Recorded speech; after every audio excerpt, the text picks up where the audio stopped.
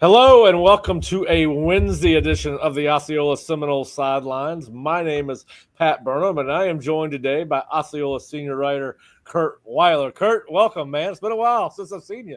I was going to say the same thing. It has been. I mean, in non-football times where we don't have practice to watch, we have a lot less reason to see each other. Yeah, well, I was going to try to make it to practice yesterday, but it ended up not happening for. Well, I was in Jacksonville yesterday. You wouldn't see me.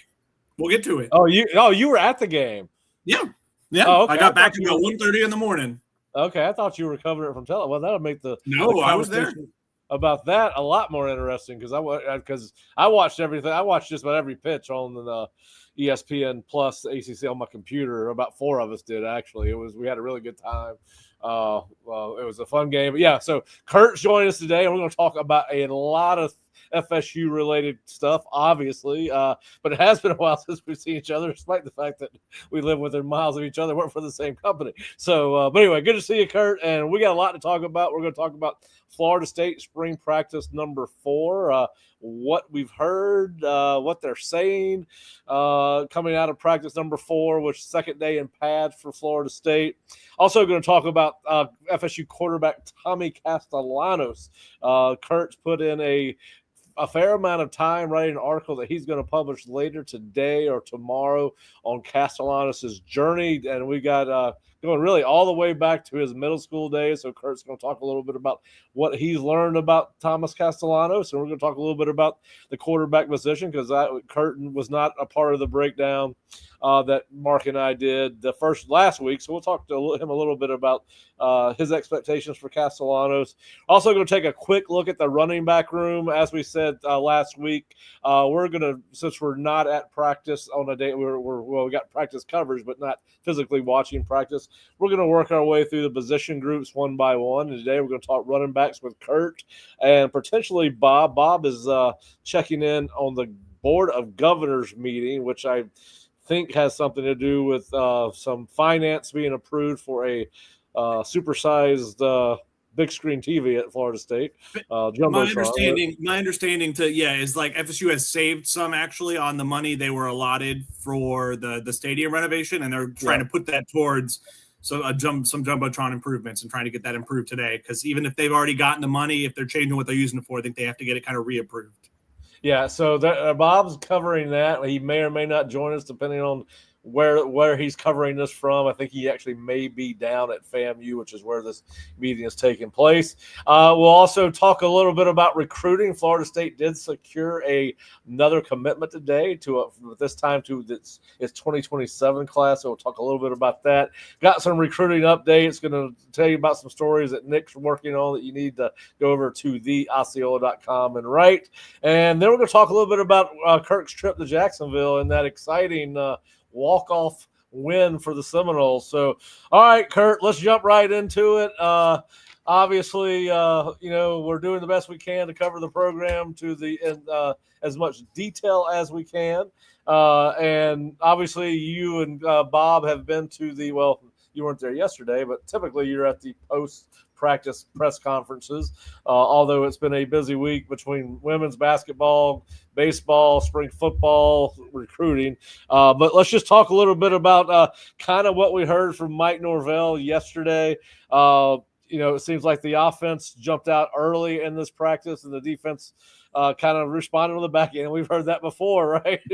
We've heard that before. There's nothing new there. But, I just want to, they were really the one thing that we keep on hearing, Kurt, and I want to get your take on this because we've heard it from the coaches, obviously. And, you take that with a grain of salt. But then we heard it about some recruits coming out of Saturday's first full padded practice, and that was just about physicality. And I heard Mike mention it, several times in yesterday's post practice. And probably the thing that stood out to me most, he's talking about physicality for individuals too, right? I mean, so we are getting some more what I would call detailed information from that standpoint. But what's your take on what you're hearing, not only from the staff, but the people you talk to that might be considered sources to what's going on in practice? I think the tough thing is we'll see how much of that anyone gets to see for ourselves. I mean, we're going to get to watch one scrimmage apparently this spring, but no spring showcase. And practices being closed means that there's going to be a limited be able to kind of prove that for ourselves without it's going to be relying on talking to people, which makes it tougher. But I feel like it felt like from when they hired Tony White, that was going to be an important thing for him. I mean, is the physicality. His big thing he talked about in his opening press conference was like, how can you expect to be physical in games if you're not physical in practice? And the other day it came up, and it sure seemed like if you go watch the interview after Saturday's practice, Mike Norvell kind of took maybe a bit of exception to someone maybe questioning the lack of physicality in practice last few years, or kind of on behalf of their readers was how they posed it. And he seemed to kind of take exception to that. But I think we would all get to watch practice. They just weren't the most physical of practices. I mean, you hear about Bloody Tuesdays at certain places. Georgia does it. I think Tony White said they did it in Nebraska. Yeah. They did Bloody Tuesday of like an all-out tackling Tuesdays every week during the season. And we'll see if Florida State goes that far in readapting. But I think it seems clear from last year. I mean, there was no one problem with that defense, but a lack of physicality was definitely one of the problems of wrapping up. I mean, I think PFF had FSU at like 126 missed tackles or something. Might have been even more than that. I don't remember offhand. I looked it up last week for a story. The fact is that was one of many problems that definitely needed to be addressed. And I think Tony White seems poised to do whatever it takes to address that. And for being willing to adapt. Yeah, listen, I think we talked a little bit about it on the last show. I think obviously when you hear Gus has referred to need to be more physical, so has Tony. And listen, I think the reason Mike probably took exception of it because what you're saying is that what people are implying or we imply are when he hears that his practices were not, that's how it filters out, right? No coach wants to hear that his practices maybe not be as physical as others. And listen, it's different in today's day and age how they practice. We do know that, but we had talked at length in years past about the fact that we would like to see more tackling because they do. There was problems tackling early in the season. You have to get calloused up to tackling. I don't care how long you play football. We'll see. Now, I'm looking forward to seeing the scrimmage when that happens, and I'm really hoping we get to see the first scrimmage or second scrimmage and not the last one because I think those first two will see more frontline players play. But listen, he did mention focus on getting 11 players to the ball to hustle. Again, that's something we would like to visually validate ourselves. We'll see that in the scrimmage. But I know that Tony White has talked about that extensively. Then Mike brought up two defenders. James Williams talked about he has had two really impressive days in pads. He mentioned physicality with James specifically. And listen, we heard James talk when he signed here that he wanted to be more than just a pass rush specialist, which was kind of how he was used at Nebraska, mostly a third down, second long guy. But what are you hearing on James, and how important do you think it is to hear Mike say things like that about this kid? I think it's really important because, I think he was, if you look at the numbers, a third down pass rush specialist type guy at Nebraska. I don't think I realized he was apparently, Terrence Knighton said before spring, when interviewing him, he was never on scholarship in Nebraska. This is his first time he's ever been on scholarship in his college career and entering now his redshirt junior season here at FSU after being a JUCO. And then I think he was found at kind of a Nebraska camp as a JUCO prospect, and they brought him in there. But he definitely the gauntlet's being thrown down a bit with him of needing him to step up and be the all-around player. You would expect he's going to be a starter. A lot's going to be asked of him, and the early returns seem to be seem to be quite good. I mean, I know Terrence Knight talked about, and they have a very deep relationship. You can see videos online. I think after the Rutgers game last year, James talked about kind of viewing him as a father figure. And I think Terrence was like, I can hold James to a higher standard now because he's kind of the leader, because he's like an older guy, because I know what he can do. And I think it seems like he has responded to that pretty well. And I think he shouted out a few defensive linemen. I think one thing you've heard about the defense is they've punched out some balls. They've been putting an emphasis on takeaways. I know they're doing away with or running less, I should say, press man. That's not as much maybe a thing of Tony White's defense as it was Adam Fuller's. And I think all those things point to a need to have more takeaways. They had, 6 or 8 last year? 6 takeaways?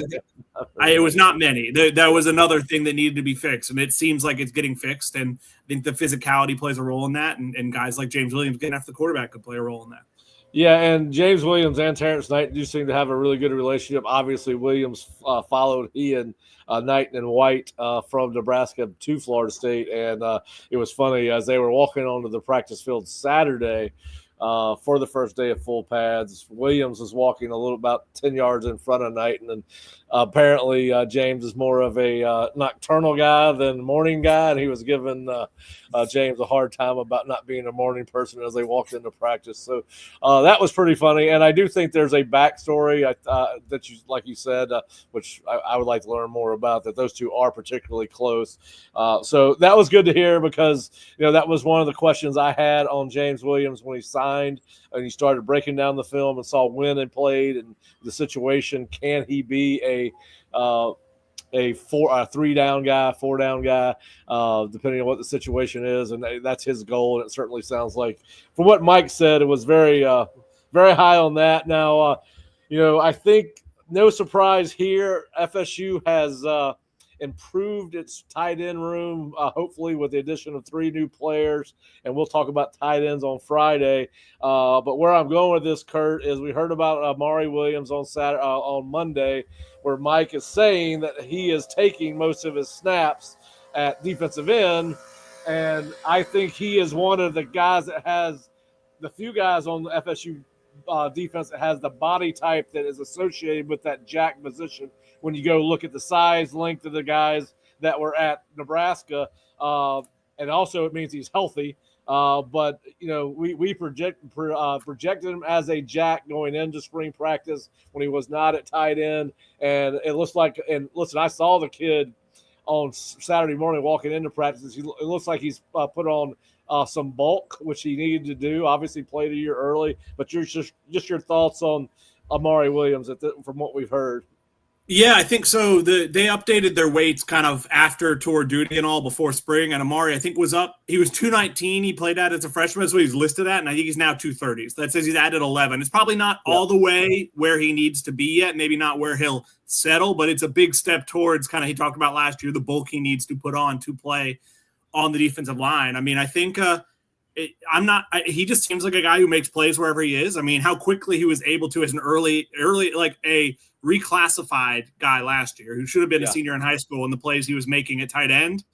I'm not surprised to hear he's being impactful defensive line. And I mean, how about, it does kind of speak well. And I know he praised the tight ends yesterday, had a lot to say about even Chase Lofton, but really it sounds like everyone in that room. Yeah, how about the fact that their tight end depth may have come far enough where, like, do they need Amari at tight end is like a legitimate question. Like he might just be able to focus on defensive line because of that. Seems like that depth there has come a long way with the 2 transfers they brought in, and with the progress guys returning, I guess, like Landon, and guys coming in like Chase have made. Yeah, he was very high on Chase coming out of Monday's practice. Talked about he is really even. And listen, you don't hear Mike say this a lot about young players, but he said after 4 practices, we just continue to be impressed. And I think probably the one thing that we as a group thought is there's no way he's going to play because he's going to be too small.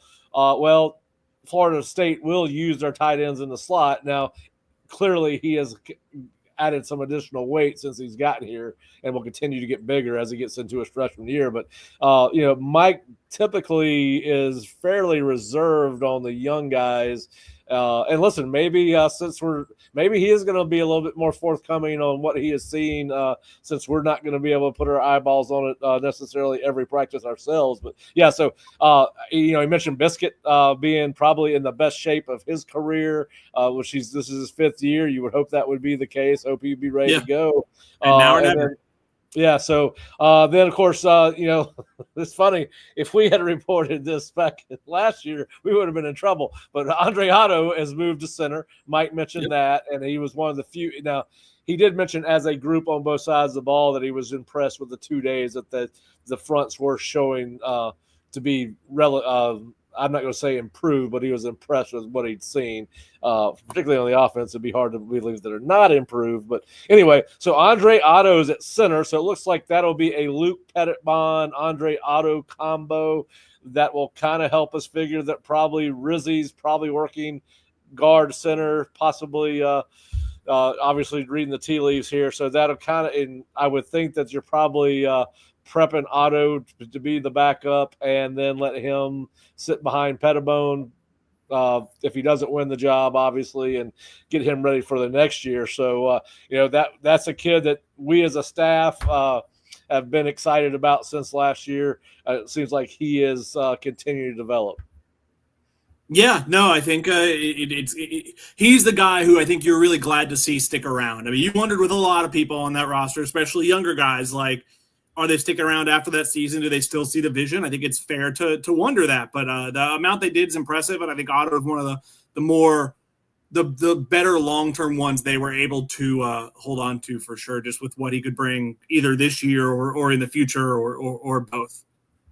Right. Yeah, and then lastly, the last note I've got, obviously Mike has he notated before spring practice that Edwin Joseph was going to be slowed. It looks like now he's going to be held out for the rest of spring. Clearly disappointing for Edwin and the defensive coaches because he's a kid that's got immense talent. You would have liked to have seen him get more snaps in this defense, new defense, than that he's going to miss essentially 15 days of practice. So, I don't know the significance of the injury. Kurt, do you know any updates on that? He said something to the effect of like, I expect him to be back, like not even like for fall, but for summer stuff. Like it sounds like it might just be like a couple weeks where he almost might be ready to go like right when spring's coming to an end, which is pretty unfortunate timing. Obviously, it creates opportunities for guys like Ricky Knight, who I know is somebody Mike mentioned, and somebody who you haven't seen in a game yet, but we were impressed with last year at practice. Like he was one of those freshmen who popped out working on the scout team, and I think creates an opportunity for someone like him. Yeah, and Mike mentioned him by name actually after he talked about Edwin. So obviously it's another person that's made an impression on Mike. And I think Mike does seem. Somebody asked him about on Monday.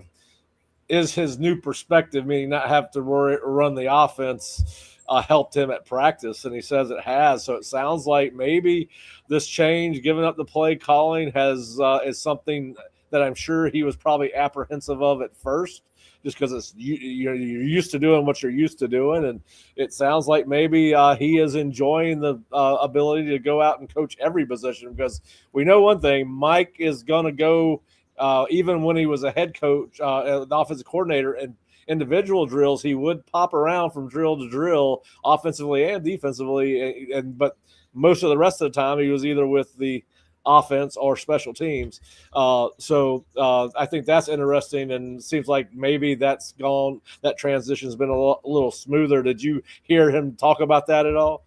Yeah, I think he's kind of like, he talked, I think, before spring began about it, like not having to be responsible for the primary, like the offensive. I'm sure he's still got ideas and involved in the game planning offensively to a degree, but like not having to be the main guy, I think has opened him up for a lot more, just to be there for everybody, have more one-on-one meetings. He said, be able to go down to the weight room and like watch, I think, their big lift day they had like right before spring began. I think there is no guarantee at all that Mike coaches his way out of the situation that he's dug himself with last year. I mean, there's no guarantee at all. We'll have to see how things play out. If he does, it will be because of how adaptable he's been. I mean, it is not a coach a ton of traits have, or not a trait a ton of coaches have. Right. But he has been adaptable on a few fronts, and if he gets out, I think that will be why. Yeah. Yeah, and you got to give him credit for being, as you said, flexible. We talked a little bit about it, me and Mark, last week. Listen, you bring in a guy like Gus Malzahn's got a name, got a track record. If the offense improves, who's going to get the credit? And Mike kind of probably, I don't know if he factored that in or not, but certainly, that's. I guess what I said was it was kind of an unselfish move because he could have gotten a new coordinator just for the sake of getting a coordinator, and we probably all would have said, "Hey, he made a great hire," right? I mean, that's what we have a tendency to say anytime a coach is hired and new on a staff. But you go ahead. What were you going to add? Well, and my thing is too, you're right. I mean, I think like if the offense improves, obviously Gus gets the credit. We'll see. I'm interested. I don't really know. Like, does Gus want to parlay this? Does he just want to get out of UCF and does he want to parlay this into another head coaching job? Is this kind of where he wants to be, like at this level for a while?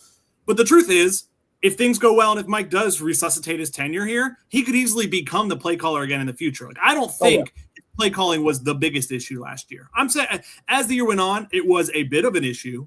But I think so much of that was like he was on tilt because just everything was crumbling around him, and it was just like everyone was at a loss. But like I don't think giving up now is like I'll never be a head coach who calls plays ever again. But it just at this moment in time was the right move, and it's a credit to him for being willing to do it.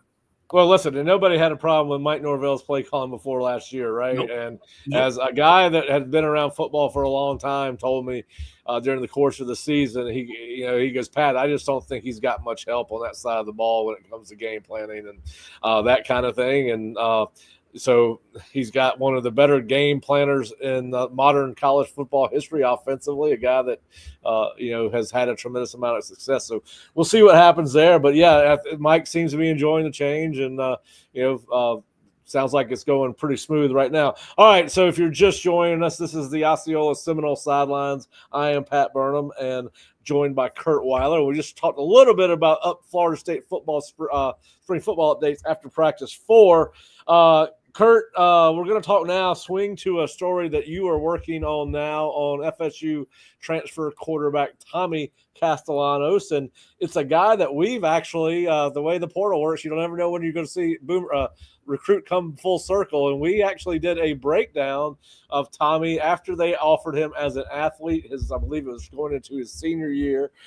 Fish and I did, and we had a good time breaking it. And we really liked him. We liked him as an athlete. So did Florida State. So he ended up wanting to play quarterback. So he went to UCF. So I'm going to let you take it from there. And then we'll get into a little bit more about how you see this playing out going into next fall. But just what did you learn? Tell our listeners, subscribers, and I don't want you to give it all away because we want people to go to theosceola.com or floridastate.rivals.com later today and check this story out. But you talked to the people familiar with his background. Tell us what you learned. Tell us what you think we need to know, and tell us why people should go read the story. Yeah, I talked to, there are quotes from quite a few people in there around the program, and then his high school coach at Ware County, Jason Strickland, who was, he got there going into Tommy's sophomore year, where he had just been the freshman starter. He started QB all 4 years at Ware County. I mean, that's something you'll see in like the places like that. But he couldn't speak highly enough about, the work ethic of him, of like his belief in himself, of like, he could have gone to Florida State was his dream school. His cousin's Devontae Freeman, legendary FSU running back, national champ, Atlanta Falcon, all that. He could have been an athlete at Florida State. Florida State, I'm sure, would have taken his commitment to not play quarterback out of high school, but he was adamant he wanted to be a quarterback and went to UCF, went to BC. And, Jason talked a lot about, how hard a worker he was. He said kind of his last 2 years of high school, Tommy was like calling all his own pre-snap protections. Like he had that level of comprehension of the offense that he was like all of it was on his shoulders pre-snap of setting up his blockers of who to pick up where and things like that. And talked about some special plays he made in high school. And I think he's a guy who is definitely, it sounds like the early returns on the field through 4 practices have been good. I think it sounds like Mike Norvell and co have been happy with what they've seen accuracy-wise. That feels like a big question for him. As much as I think his size played a role in his high school recruitment, he's listed 5'11". He's not actually 5'11". I think having stood next to him, those are always inflated on team websites. This is how it is. And he had accuracy issue. He was over his high school career, a sub 60% completion percentage. With when you're looking at high school for guys going to college, you want a higher number than that. He was like 58.4.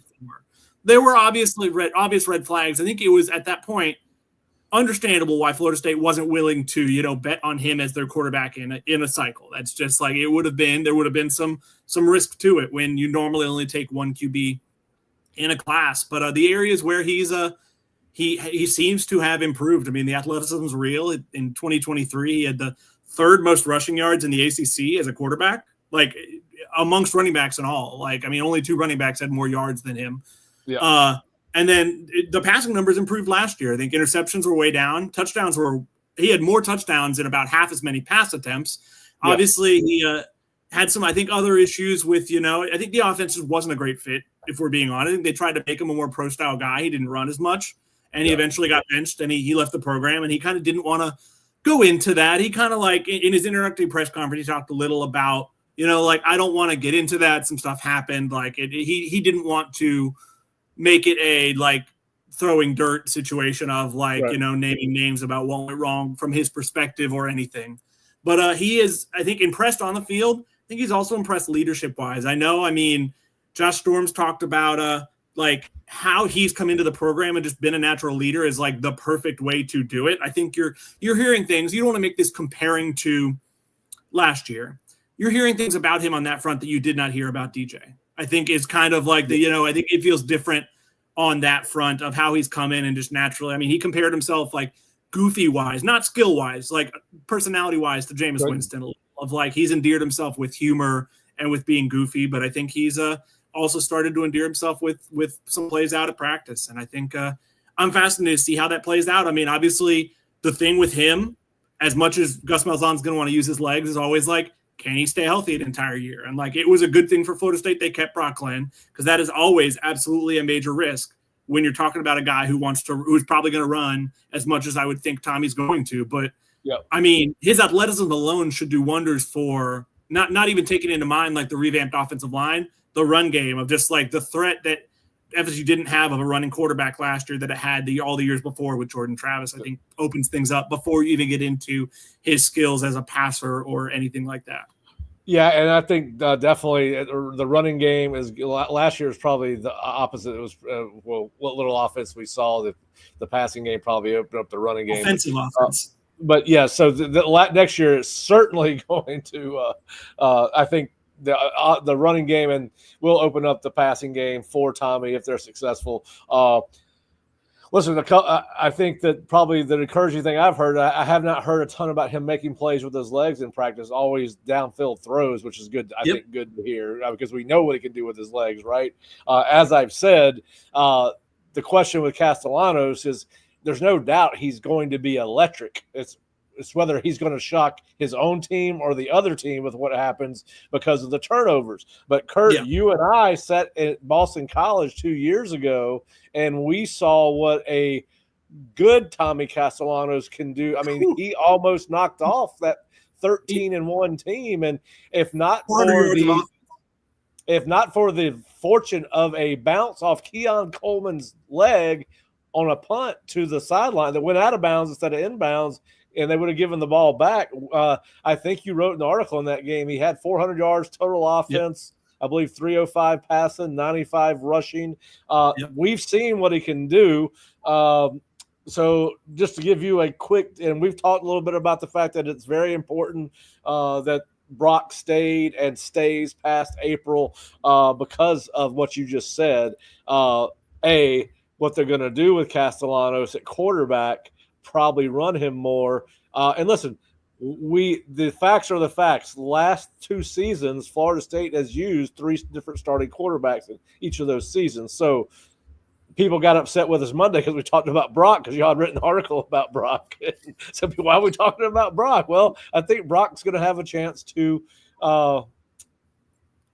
at some point be inserted into a game and make a difference. Now, listen, if you get good Tommy Castellanos, meaning they cut down on interceptions and fumbles, I think the ceiling's high for Florida State. If they don't, I think you're looking at he can't turn the ball over 15 times a game. What is your take on the quarterback room, specifically those two guys, and how this is going to play out over the course of not only the spring but going into the fall? Yeah, I mean, I think I get that people like.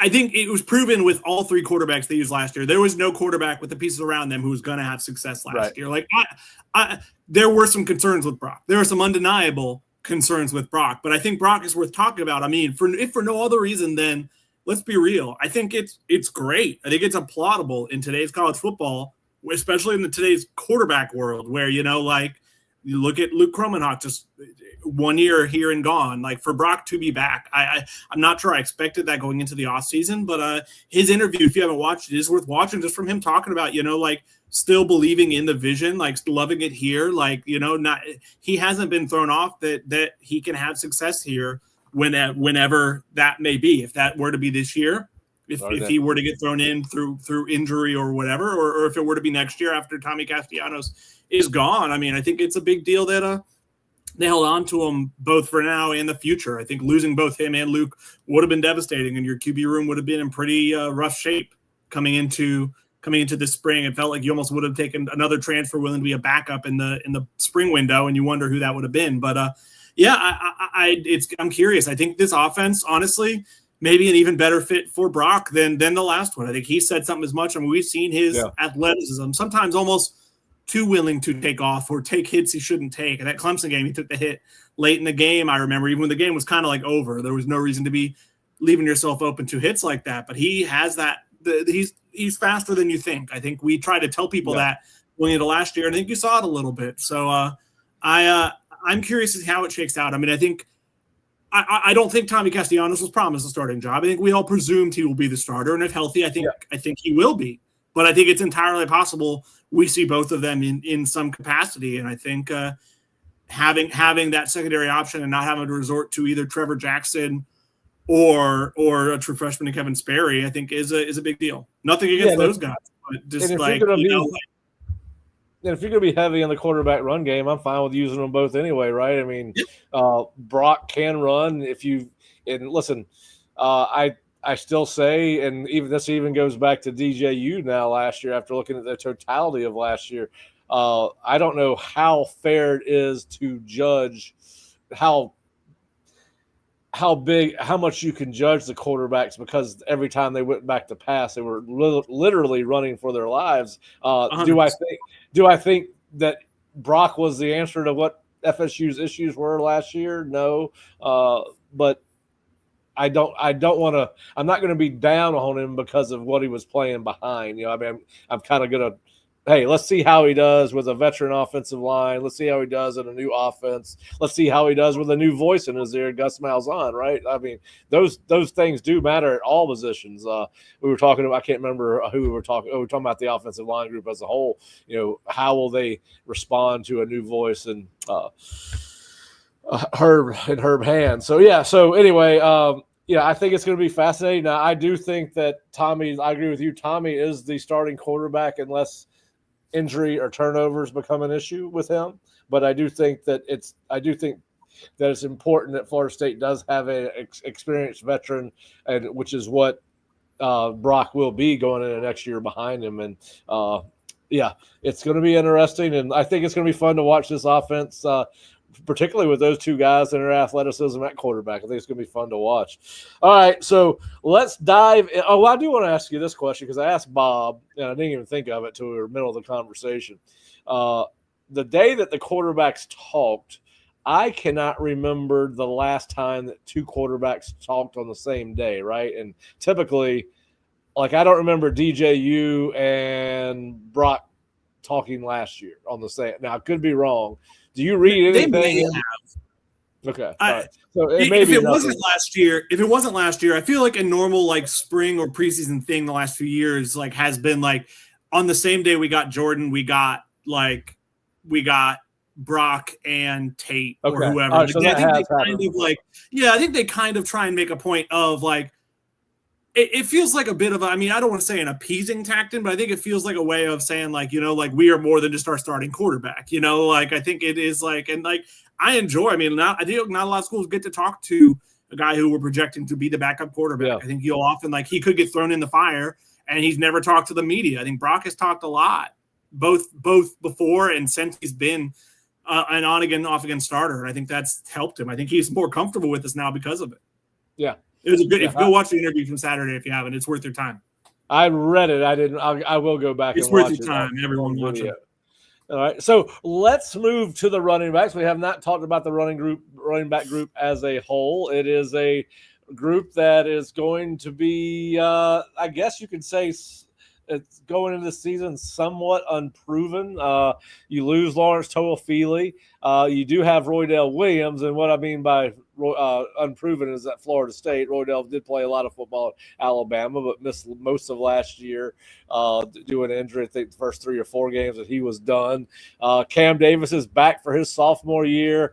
You got Keziah Holmes back, Sam Singleton, Jalen Lucas back from injury, and I'd listen. I know we've got on the if you go to the Osceola.com, and we do have our spring running back preview. We have them broken down into 2 groups. When they're in 12 personnel, I went ahead and just listed the backs out.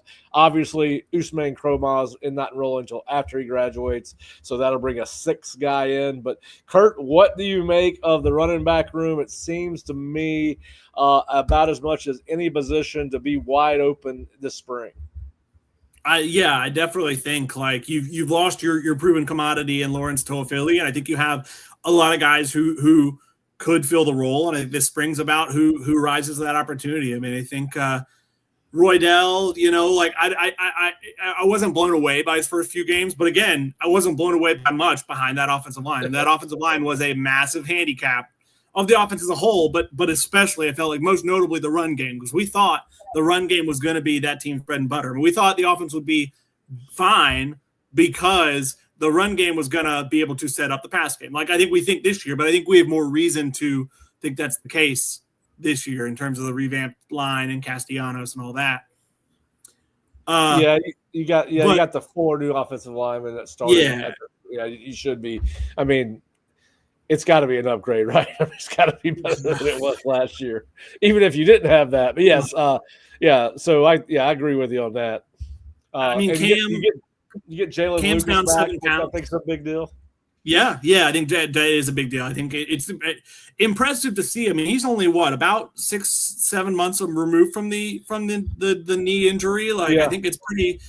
He already be out there is pretty impressive. Like that is I think Norvell kind of said he was on an accelerated timeline. He's working hard in his rehab to get back out there. He was back out there.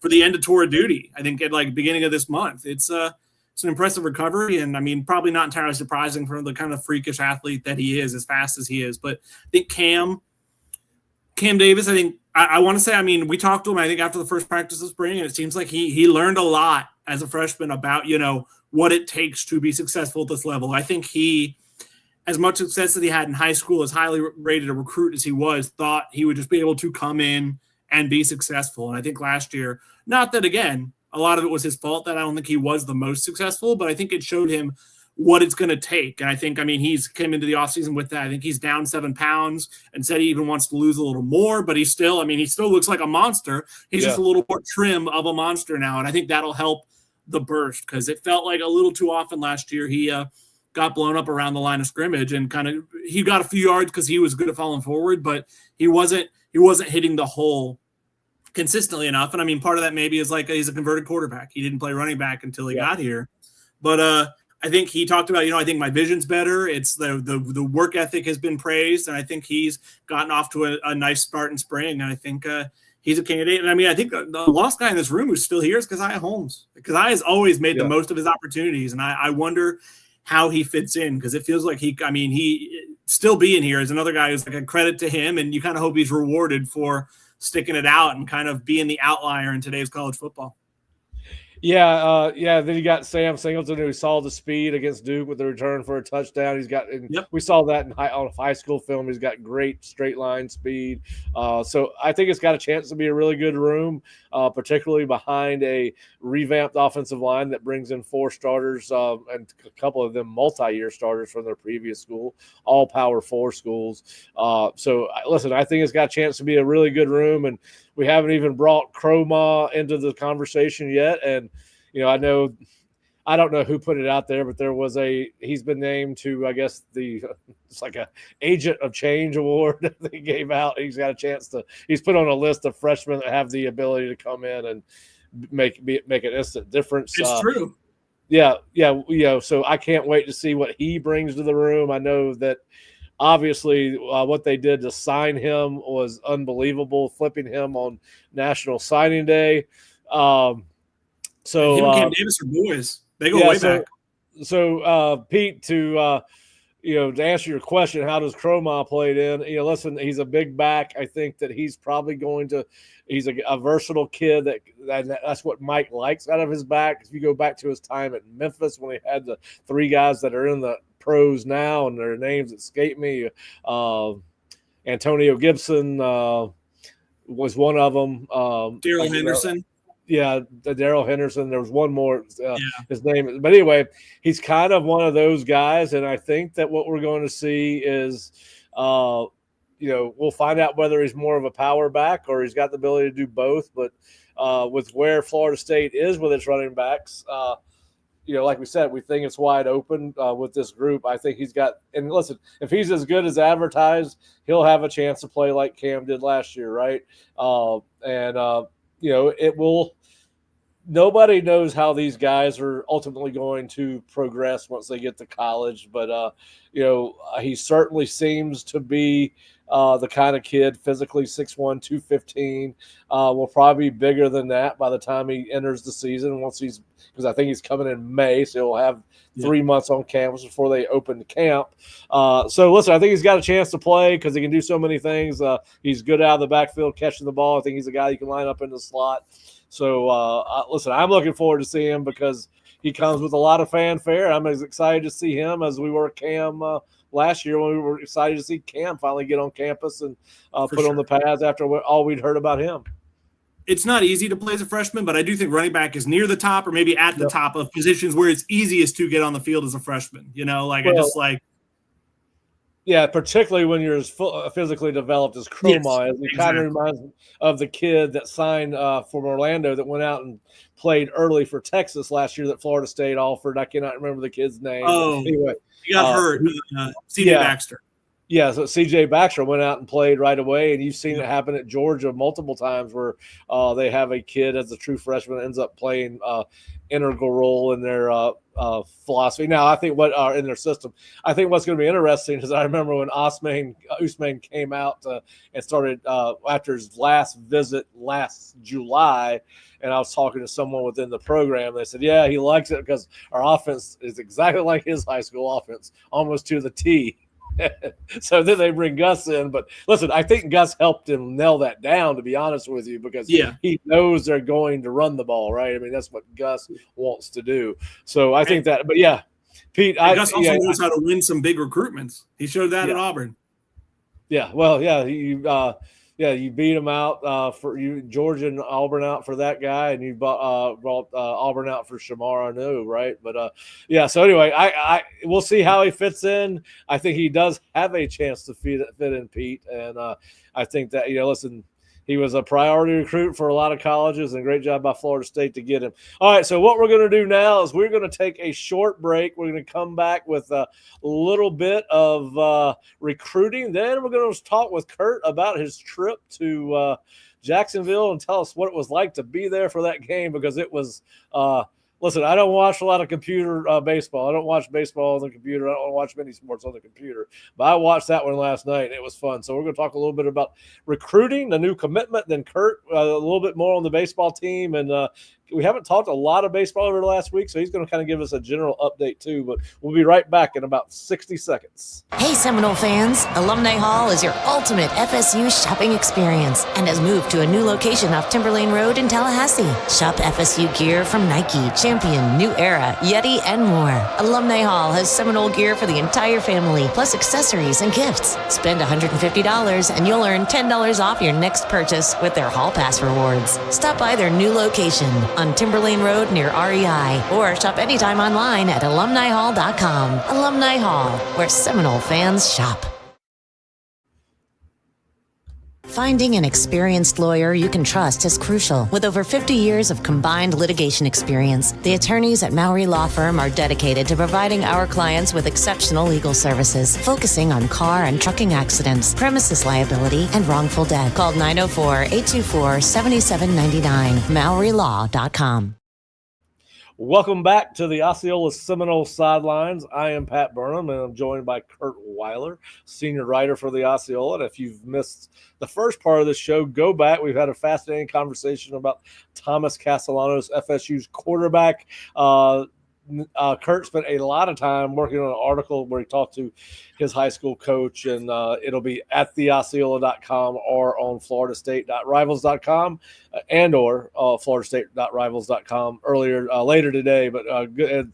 I read it, Kurt. Thanks for sending that to me. I think people enjoy it, but we had a little bit of a conversation about that, and then we broke down the running back room and talked a little bit about our impressions of what we've heard, either straight from the coaches or players, or the rumor mill concerning FSU's first 4 days of spring football practice 2025. All right, jump into recruiting real quick. We're not going to take a lot of time with it because Kurt's got to get back to work on some things, and we've eaten up most of his hour already. We try to keep these things to an hour. We're right at 45 minutes. So let's just jump into recruiting. All right, so if you have not checked out the Osceola or any other sites, Florida State did get a commitment this afternoon from three-star safety, 2027 safety, Makai Williams from Leonard High School in Tampa, Florida. Makai was actually told all the recruiting writers on Saturday that he committed and that he was going to get on the phone, get a graphic built, and once he put that out into the internet, that the World Wide Web, that we could do it. We didn't see it Saturday. We didn't see it Sunday. We didn't see it Monday. I'm like, well, maybe this is not going to happen. We'd had the article pre-written, ready to go since Saturday afternoon. And so finally today, about 2 hours ago, Makai Williams, a safety prospect from Leonard, became the second defensive back and the only two players to commit to Mike Norvell's 2027 class. There's not really enough film. I went and watched his huddle highlights. Very few huddle highlights. Hard to make any kind of real evaluation on him unless I get game tape. But he is a longish kid. He's still got a long way to go physically as far as developing to a major college safety, just from a size standpoint. Looks more like a corner now, but we'll see how he develops. He is only a rising junior, and we'll see how this plays out. But that is one nugget coming today. Some new information. And, of course, last night we learned that four-star offensive guard prospect Brandon Anderson from North Cobb High School right outside Atlanta has narrowed down his list of potential college landing spots to 5, including FSU. He will take official visits to FSU on June 13th and then has Georgia, Missouri, and Tennessee as well. It was thought that Tennessee was a leader at one time. We'll see how that plays out. But Florida State's definitely in it. Final 5 for Brandon Anderson, a 4-star offensive line prospect out of North Cobb High School. He's a kid that probably only going to get more attention as he's kind of a late bloomer for a 4-star. I guess you'd have to kind of look at his timeline on recruiting to see that. But all right, so another update, and this one did not go Florida State's way.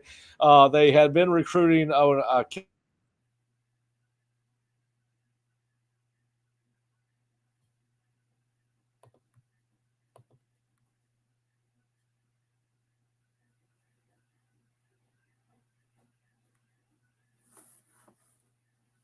couple of days on under travel that distance. But he committed to Ohio State yesterday.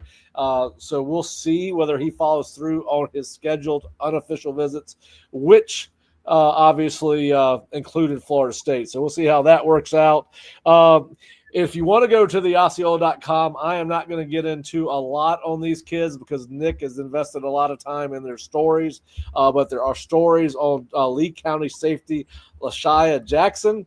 Looks like FSU's in the lead over Stanford, Georgia Tech, and Bama. He will visit FSU officially on June 13th. So if you want to read what Mr. Jackson had to say to Nick on Saturday, please go check out that story at theosceola.com. Couple other prospects that they're still working on that had visits that I think enhanced Florida State standing on Saturday were four-star safety Andre Clark from Hermitage High School in Virginia. He said that Florida State is definitely in the mix after that visit. They definitely impressed their stock. The big question is now, can they get an official visit with a schedule that already features SMU, Syracuse, Virginia Tech, Kentucky, and Miami? Just reading the tea leaves and what the kid said, I think that he end up getting a official visit out of Andre, and this could be even one, as we've said, every show that we've had about recruiting. With improvement on the field, I think there's some kids that Florida State can get in on late if they show enough improvement, and Andre may be one of those kids because he was a kid that was not offered until after the new defensive staff got here. Wide receiver Jaden Pettit. He is listed as a tight end. Jaden is not a tight end. He is a wide receiver, just like Hezzy Kent is not a offensive lineman. He is a tight end. If you ask both kids, they'll let him know. So the recruiting services need to change these positions. But anyway, Jaden Pettit, another kid. The visit went really well. He left here more impressed than he thought he was. Now the question is with Jaden Pettit is, can they lock down an official visit? He's got them to Florida, Miami, Wisconsin, and North Carolina. I'm leaning towards yes right now. But if you want to learn more about that, please go to theosceola.com or floridastate.rivals.com. And Nick has stories on all three of those guys. And he's just getting ready to drop one on Sean Johnson, another safety, and Sean is from North Carolina, I believe, and he does have an official visit locked in with Florida State for later this year, and he was on an unofficial visit yesterday. Cam Brooks was here as well, the defensive end from Thomasville with teammate Jaden Dunbar, wide receiver. We did not get a chance to talk to them, but obviously Cam has been gracious with his time before, and we will catch up with him later. But the good news is both of those guys were at practice. Now the thing with Jaden is, does Florida State lock in an official visit? They don't have one set for right now, so we'll see how that plays out. All right, so that gets a little bit caught up on recruiting in 6 minutes. I did pretty good, Kurt. Didn't keep you. You did. Your video's frozen, but your audio's still coming through. At least your video's frozen for me. I think it might just be a thing. I don't know if it's an internet thing. I see myself moving, so I can't tell. But anyway, all right. So, for me. But hey, we can hear you good. Let's get into baseball.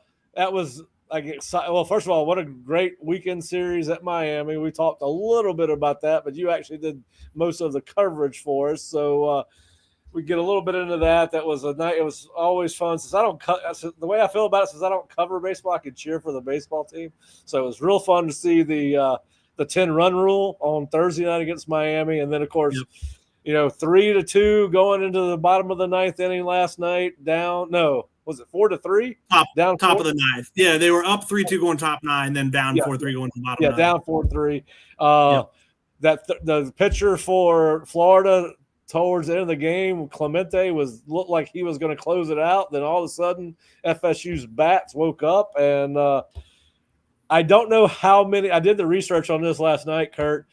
Only 9 times in Major League Baseball history has a player that hit for the cycle included a home run. Only 9 times. And only 1 time in Major League Baseball history has a grand slam on a cycle won a game. So how rare is what you saw last night? Do you watch more baseball than I do? First of all, your thoughts on the game, and more so your thoughts on how that game ended. I mean, it was a great game. Obviously, so I was there. I was planning on going because, frankly, until about 5:30 p.m. on Monday, is my understanding, there wasn't going to be a broadcast. The broadcast kind of came together pretty late. I think you saw it, and then there was a minimal camera setup, so it was not maybe traditionally what you see from an ACC network extra broadcast. But I think I would hope fans were happy just to have a broadcast at all, because again, until about 24 hours before, there was not going to be one. It came together late. I think my understanding, I'm not sure it's ever happened in the MLB. It may have happened in college baseball. There are a lot more college baseball games, and there's a lot more high variance cycles happen more often in college baseball than they do in the majors. They do not happen often at all in the majors. But I mean, it has to be an incredibly rare feat. And I mean, it speaks to a lot of it speaks incredibly highly of Link Jarrett. I mean, they were one strike away from a one hitter. They were up 3-2. Florida had one hit in their first 8.2 innings. They were down to the last strike. And you can make a case that Chris Kinnear should have gotten a strike 3 call that would have ended the game, and Alex Lodis would have had his moment. But he didn't get the call. Florida came through with back-to-back hits. They took the lead. You were about to lose the series to Florida, because Florida won the first game 2 weeks ago in Tallahassee. And Alex Lodis got his moment, man. He was a homer short of the cycle, and I think I had kind of already pre-written in my story that I was getting ready to publish, he was a homer short of the cycle and only came to bat 4 times, because Florida State's offense wasn't at their best in the whole last night. I mean, that's a good Florida pitching staff, but they struck out 14 times. They didn't string together at bats very well. I mean, I think until the 9th, I'm not sure they once had multiple guys on base at the same time, as crazy as that is. But in the 9th, it was the walk by Jackson West, the hit by pitch by Hunter Carnes. Carter McCulley wanted to lay down a bunt, but Alex Philpott, the Florida pitcher, just could not find the zone and walked him when he was trying to give away an out. And then, low-key, the biggest play of that inning is Gage Harrelson hustling down the line to beat out the infield single as Curlin, the second baseman's bobbling that ball. Because if Harrelson gets out there, first base is open, Alex Lodis is absolutely getting intentionally walked. And Max Williams or Drew Farrow would have gotten the chance to be a hero. And maybe they still win, but it's entirely possible that game goes to extras. Because Gage beat that out, they had to pitch to Alex. They had to get Alex out. There was nowhere to put him. They couldn't even really pitch around him. And that's why he got, I think, a first pitch slider right over the heart of the plate that he just crushed. I mean, what a moment. I mean, he admitted, I think afterwards, he kind of just blacked out rounding first base. It was definitely one of the more ridiculous endings. I've covered some ridiculous endings. It's near the top of the list of games I covered. I felt very vindicated taking a long drive over there, or 5 hours round trip. I was probably on the road longer than about as long as I was actually in Jacksonville, but I felt vindicated for the moment and getting to be there to write that story. It was a pretty cool night. Yeah, that was fun to watch, and I'm glad I watched it. It was those rivalry games are always fun to watch. I don't care what sport you're talking about, but it was nice to see. It was nice to see.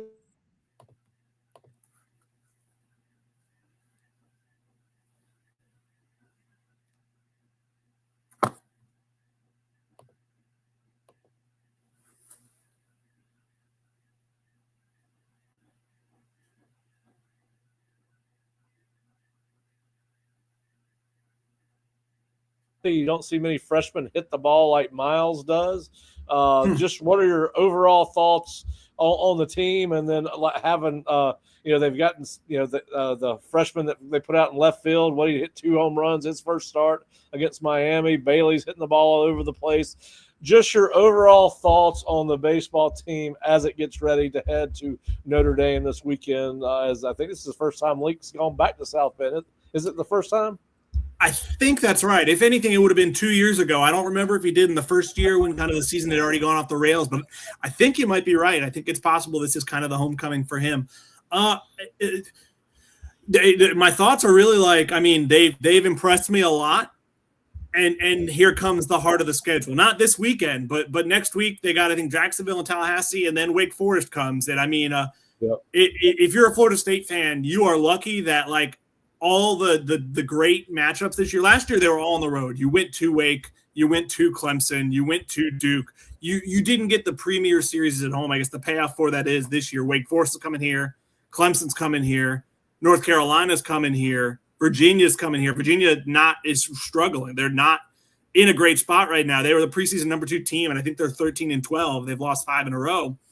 But a talented team nonetheless. And you get all those here. And I mean, that starts next weekend when Wake Forest comes here. The pitching staff, I mean, obviously they finally kind of had a few blips in that Miami series. Jamie, kind of pretty stunning to see that from Jamie Arnold, but not something you expect to see very often. And he's somebody who I expect to bounce back this weekend. You don't expect it to linger for him. And then Wes Mendez has been great and kind of fell off. But then in the first game, Joey Galini threw a 7-inning complete game. I think a 2-hitter.